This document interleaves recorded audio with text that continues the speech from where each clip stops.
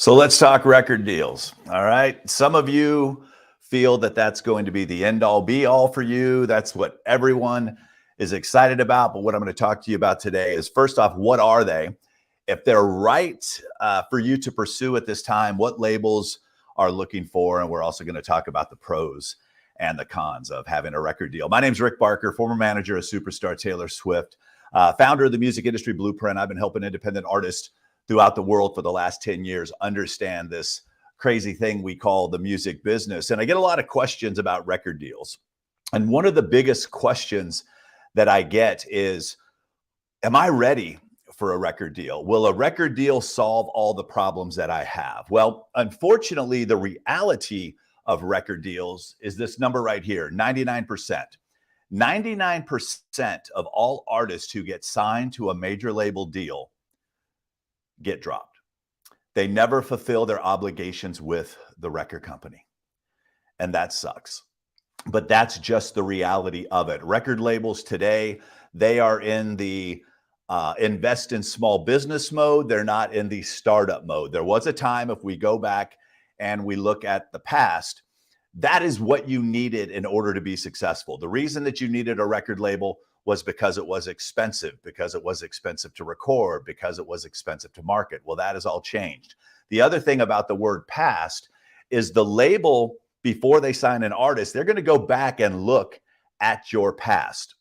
They're also going to look at your present. What are you doing right now? Now, let's just straight up say right now, without talent, you will not get signed to a record label. Doesn't matter how much you want it, how much you strive for it, how dedicated you are, you must have talent. Labels are always looking for talent. They're always looking for unique artists. They're always looking for someone who's got a buzz. They're looking to see what's going on right now. Now, there still is a chance for someone brand new, just getting started, to have a shot at a record deal. The danger in that is that when you get signed by a label, when a label comes to you and says, hey, you've approached us, we like what we hear, then they're going to start looking at the other aspects of your business to see if you're the right fit. If you get signed to a label, you are an employee. And an employee doesn't have any of the decision-making power that a partner would have. So if the label sees you've got something going on, if they see that there's buzz, if they see that you're already selling tickets, you're already getting millions of streams, and they approach you and say, hey, we see what you're doing, we would love for you to be a part of our label. Now you get to negotiate as a partner. Do you understand that?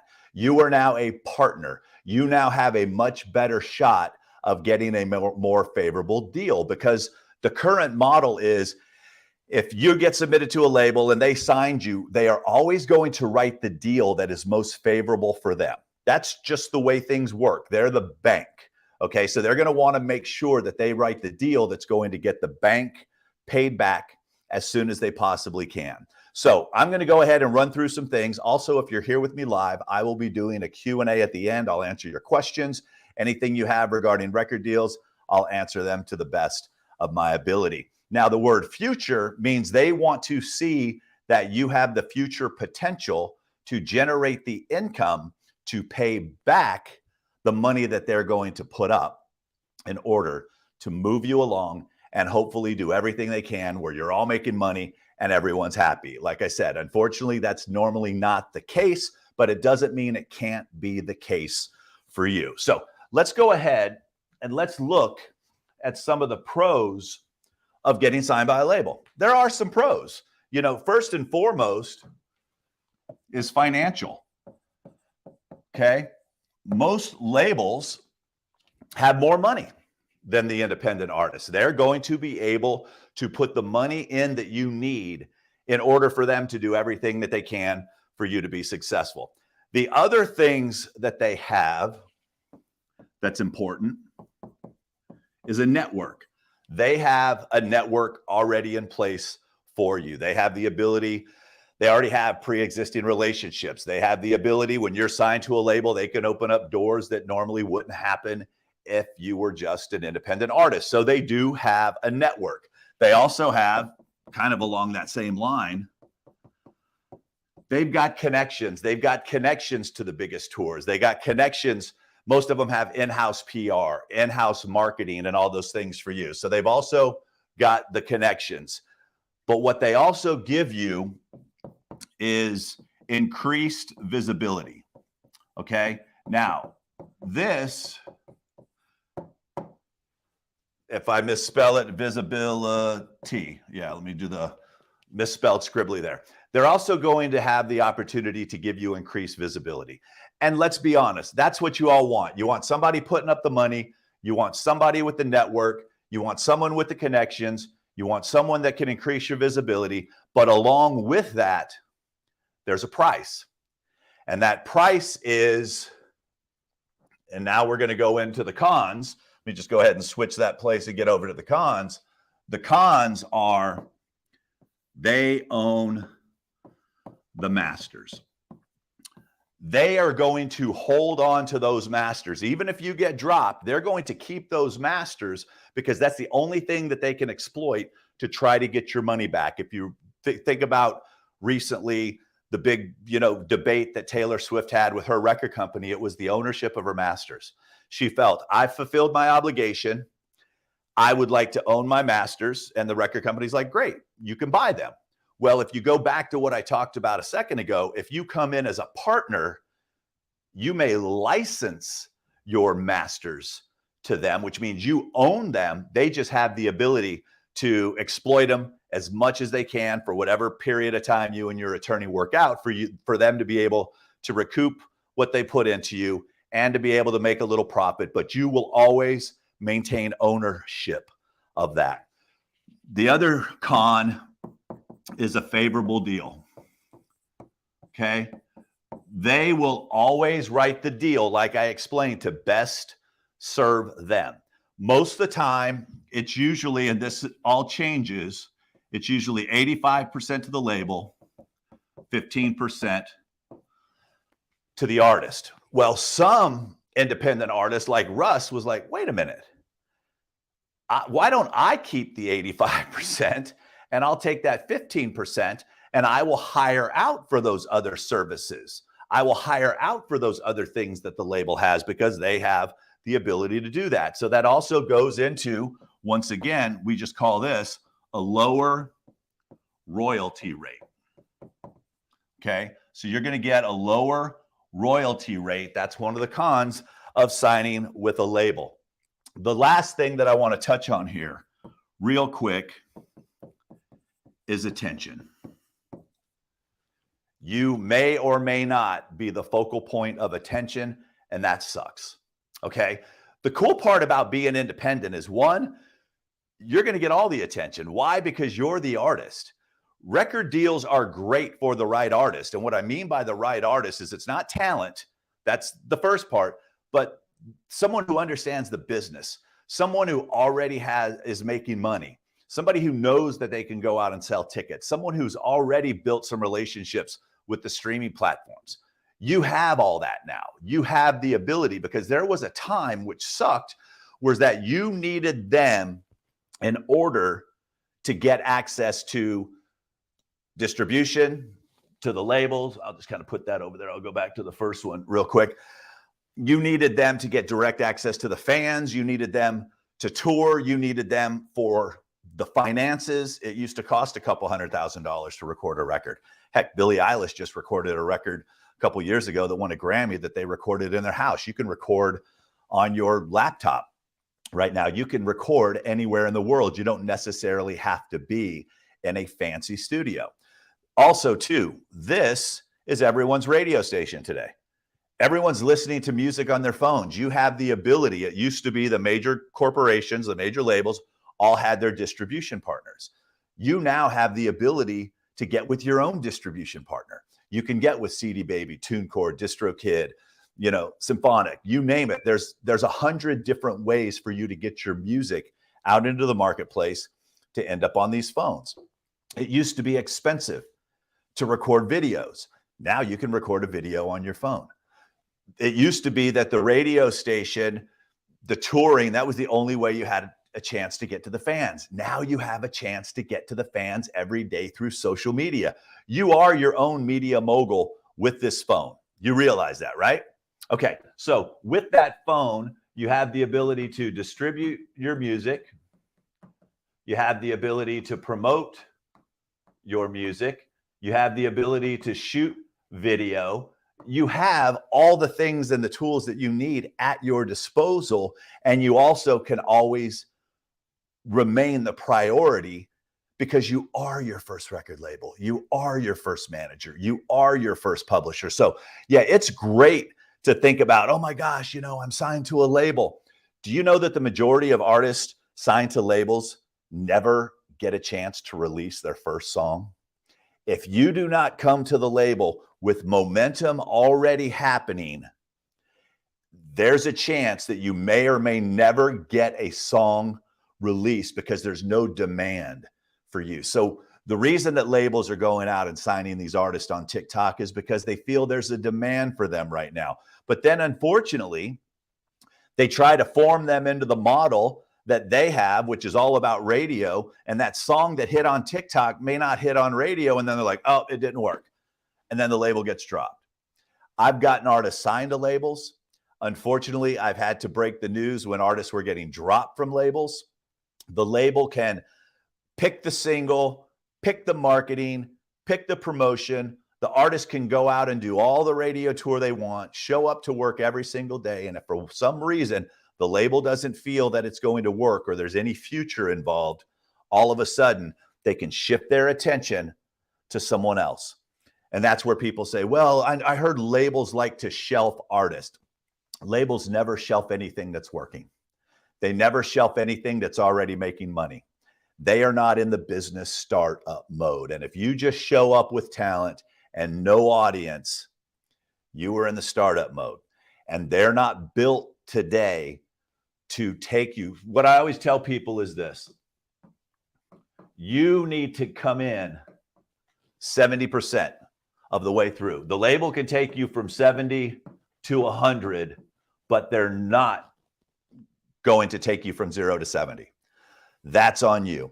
And the sooner you understand that, and the sooner you start doing everything you can to be successful, the sooner that the phone may ring, the message may come across your DMs, you check your email. By the way, they're going to reach out to you and say, we see something that's working and we would love to partner with you on this. Your goal should be to become the best partner possible, because at that point, you now have options. And at that point, a record deal might be the right thing for you. Okay. It used to be that they would sign you to a 4 or 5 record deal. Now they'll sign you to 1 song. They'll sign you to 2 songs. They'll sign you with a development deal. They're going to take the least amount of risk possible.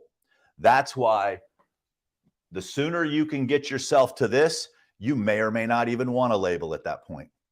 You may be able to fund the whole operation yourself. You may be able to, have the next business model like Russ or Caitlin Raps or some of the, Jelly Roll. Jelly Roll is a prime example. Jelly Roll was already making millions. Now they came to him, and what they were able to do for him that he wasn't able to do for himself was a #1 song at radio.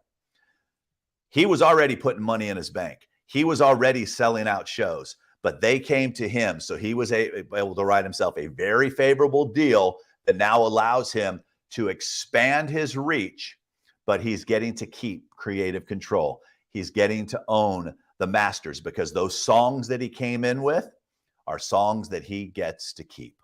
So once again, do everything you can to get to that 70%, and then you are always going to have the options. All right, so I'll take some questions now. If you have some questions, go ahead and put them in the chat here. Let's see here. Could you go a little bit more in detail about purchasing masters versus licensing? So the label has to agree to sell you back your masters anyway. So the master recordings are where the money's made with Spotify. You control, for a lot of sync and television and things like that. They'll usually put a price on it, whatever they put into it, plus they'll add a markup. And then you have the ability, if you are recouped, which means all the money that they put in has come back to you. See, the one thing that I didn't get into, but I'll do that for you right now, is there's the 85% for the label, the 15% to you. Let's say that they've given you $100,000. When they make $100,000, 15,000 is going to go back based on this number. You're paying back not out of their 85%. You're paying the recoupment back out of your 15%. You're not paying it out of their 85%. You're having to recoup out of your 15%. That's what gets a little screwy sometimes as well. For example, in what situation would an artist own their masters versus the label? If you come with the record, like Florida Georgia Line came with a record to Republic, they licensed that record. They didn't own it. They didn't buy it. Florida Georgia Line maintained ownership, and the record company licensed it at that particular point in time. This is a great question. At what time would you recommend getting a lawyer? And do labels, when creating a contract, allow any leeway for changes to the contract? So, Brittany, this is a great question. You get a lawyer whenever you have to look at a contract, period. And you make sure it's an entertainment attorney, not your cousin who might be a real estate attorney or just past the bar. You get an entertainment attorney to look at it. And yes, there are leeways. We call it red line. You can go in and cross out everything. They may not agree with it, but you do have the ability to ask. And the more you bring to the table, the easier it is for you to be able to get yourself a more favorable deal. Does the label give you a first refusal before they consider selling to someone else?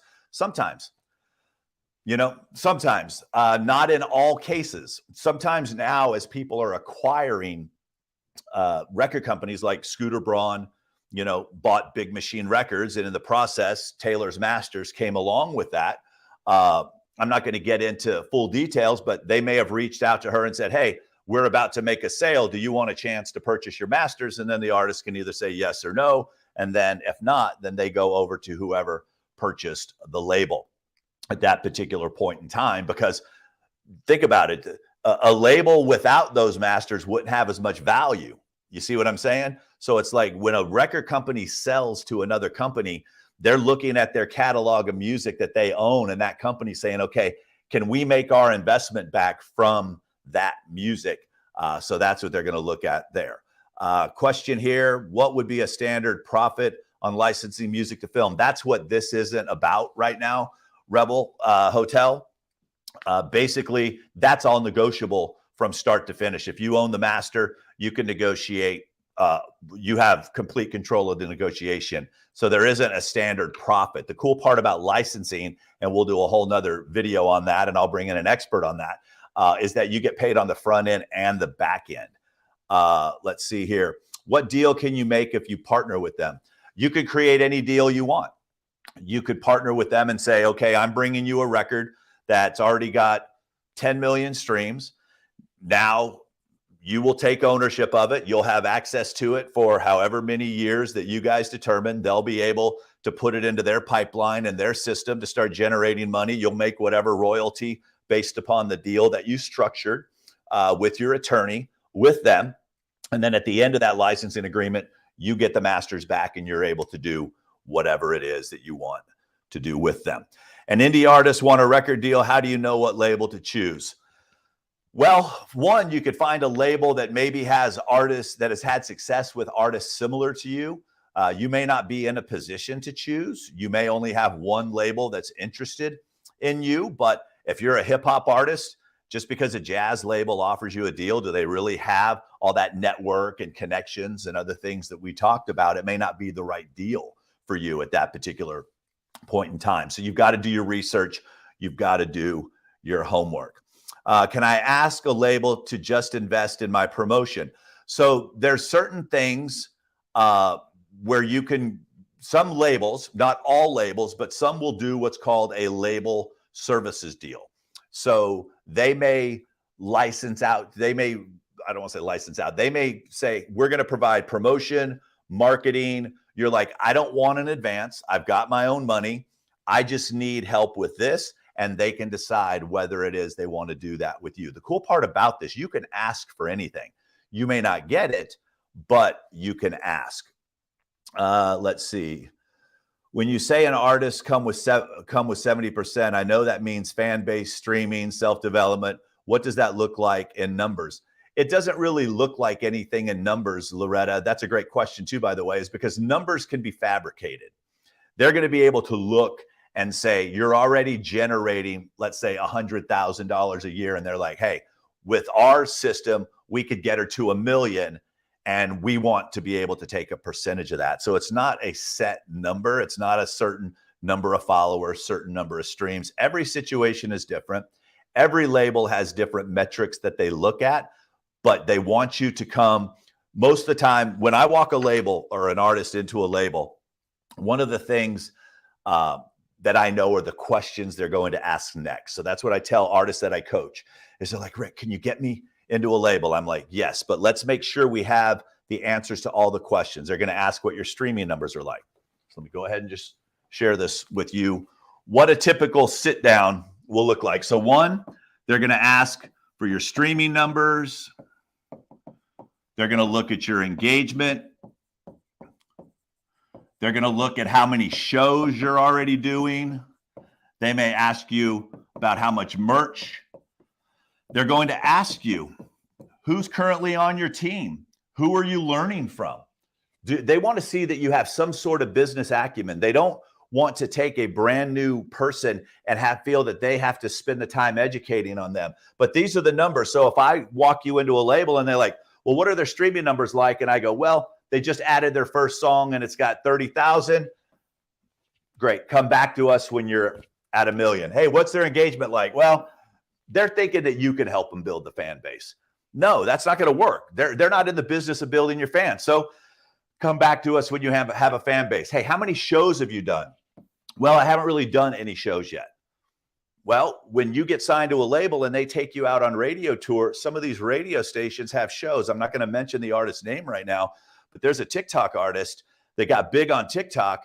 And now that they're doing these radio shows, they're being exposed on how untalented they really are. Think about that for a second. All these millions of views, because you could make a lot of money on TikTok in 30 seconds, 45 seconds. But when you have to do a 20-minute show and you can't, you're getting screwed at that point. So they're going to keep asking you these type of questions. And these are the things where you want to walk in and say, I've got an artist right now. They did 3 million streams last year. They played 150 shows. Right now, every time they post, they're getting massive response, and they're able to look at all that stuff. They're able to verify all that stuff. So we can't BS them. So you want to be able to present that to them so that you can get the most favorable deal possible. All right. That was a great question. Let's see. Next one here. Time limit for a deal, expire max 3 years for giving the master and pull them back. Once again, all negotiable, all up for negotiation at that point. They're going to try to get it for as long as they can. That's up to you and your attorney to work that out, but it is negotiable. You're welcome, Sabrina. Let's see. If it's not possible, let's see. If it's not possible to a new artist, then at what stage is it possible? When you're a more experienced artist. You right now should be focusing on becoming the best that you can possibly be, going and finding out your audience. You want to make all the mistakes that you want to make while you're an independent artist. You don't want to make those mistakes when you get to the label because that'll get you dropped. So go out and start doing shows. Go out and start building your audience. Go out and start doing your engagement. All of the things that you have that the label can do for you, you have the ability to do it now. It's just going to be at a much smaller level, which is okay. Okay, nobody woke up and showed up at the Grammys and won a Grammy. There was work that went into it. Sometimes we want it a little too soon. What you have to make sure is that your talent matches your desire. Most of the time, people have all the desire in the world, but their talent doesn't match, or they've got all the talent in the world, but they're lazy as heck. Nobody wants that. Make sure that we can get that talent, the desire, that work ethic, that business acumen, all of it to line up correctly, and you're going to give yourself a much better chance. Jack says, how common is it for a label to sell the masters to an artist they have parted ways with? It's very common. And a lot of times you can work that into the deal. Here's the sucky part about a record deal is that you need to plan the divorce before the marriage takes place. You have to get it all set up. As if this doesn't work out, which most of them don't, how is this going to happen? You can get your attorney to structure that if you haven't released a song or you haven't released a record, I want the ability to buy back my record for whatever the cost was to make that record. I want to be able to buy it back for that cost. You can structure your deal that way as well. Is there an age preference that labels will sign? At Loretta, there used to be. Okay.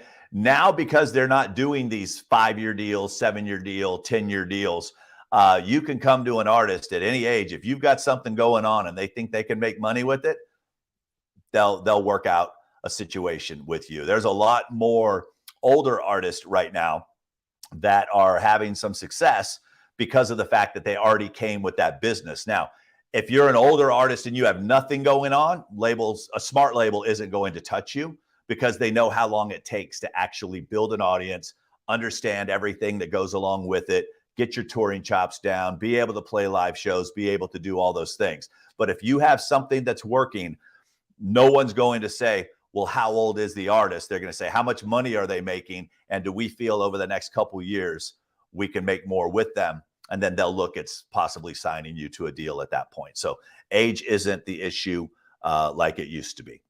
If recording doesn't recoup the advance, then the artist has a debt to pay back to the label. So yes and no. While you're signed to the label, that is a debt. By the way, as soon as you sign on day one, you're in debt because they're going to start radio tour. They're going to start recording. Some labels will advance the artist if they don't have the money to afford the attorney because they want you to have your own attorney to look at this. They may advance you the cost of your attorney. So you are in debt at that point. That's why you want to come with something that's already happening so you can get that money back as soon as possible to them. If you get dropped by the label, let's say the label signed you, they gave you $100,000 and it didn't work out. You are not responsible for paying back that $100,000, but they will hold on to anything that they've invested in you in recordings, and they will throw them up on their own playlist. They'll do whatever they can to try to get that money back. Most of them end up writing it off as a loss. But once you get dropped, you are not in debt to the record company. This is not a loan. Now, with a publishing deal, they'll hold on to your songs and your publishing forever until they end up recouping their money back, but not with a record deal. If a record deal is not for you, what is the best thing for artists to do right away? Once again, get your music right. You are your own record company. If you're putting music out into the world, Lindsay, you're a record company. If you're collecting royalties and you're writing your own songs and you don't have a publisher, you are your own publishing company. So that's what you do, is you be the best record company that you can be for yourself. Let's see. How much money does a label spend to promote a single? It all depends. Most labels aren't running Facebook ads, which is surprising to me. They're still using a lot of the older traditional models. The part that sucks is that you really have no control over what they spend, but you're responsible for that deal. You're responsible for every dollar that they spend. That's the part that sucks. A lot of them are still playing in an outdated model. So we don't know how much they spend. We don't know if they'll ever spend anything. Half the time, most artists will say it's never enough. But labels spend $5 billion a year in marketing and promotion for their artist. And most artists just record their songs, put it out there, and don't spend anything and wonder why they're not able to compete. Okay, so do you think that when the 5 to 7 year contract ends for current artists, that labels will continue to sign the longer contracts? Only if things are working. Yeah, only if things are working. Right now, they have all the 5 to 7 year contracts. Those were old school anyway. Right now, it's much shorter deals because they don't want to hold you up either. You know, the record companies aren't evil. They're smart. And the reason why they're smart is that they're going to do everything they can to get the money back because they know they're the ones funding the whole entire operation. So I always tell people, if you don't like that, then don't sign. No one forces anyone to sign a record deal. I hate it when people are like, the record companies are just out to screw artists. No, the record companies are out to get their money back as fast as they possibly can. So how do you do that? By taking a bigger percentage. Why? Because most of the time they're taking all the risk. If you don't like to play that game, you don't have to play the label game. But if you're going to take someone else's money, then you're going to have to play by their rules. All right, so let me do the last question here. Or are they throwing out the longer contracts for everyone? Every situation is different, Brittany. If a young artist shows up and they've got a massive thing going, just because you get signed to a 7-year deal doesn't mean you have a 7-year deal. The interesting part is the label can drop you at any time, but you can't leave the label at any time. That's one of the cons. The label can say, we're going to give you a 5-album deal. And then after the first song, they go, it didn't work. Boom, they drop you. You're gone. You're done. But let's say that you sign the deal. That first year, the song doesn't come out. The second year, a single doesn't come out. And you're like, I want out. And they're like, no, we'll get to you when we get to you.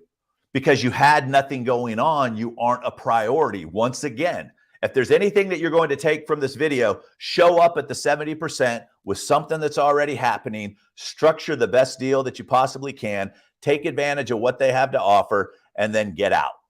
There's something you guys should all pay attention to. When the biggest artists in the world right now are counting down the days that they can get out of their major label deals, that should be telling you something. Why? Because they're wanting to be independent, just like you. 1, because they know they'll make more money. 2, because they know that they'll always have control of their masters. 3, they're already making money. They can go hire a PR firm, a marketing firm. They can pay for their own recordings. They don't need the label's financial help. And that's ultimately what this all boils down to, is money. The person who is putting up the money has the control. My goal is it's you who has the control. Okay?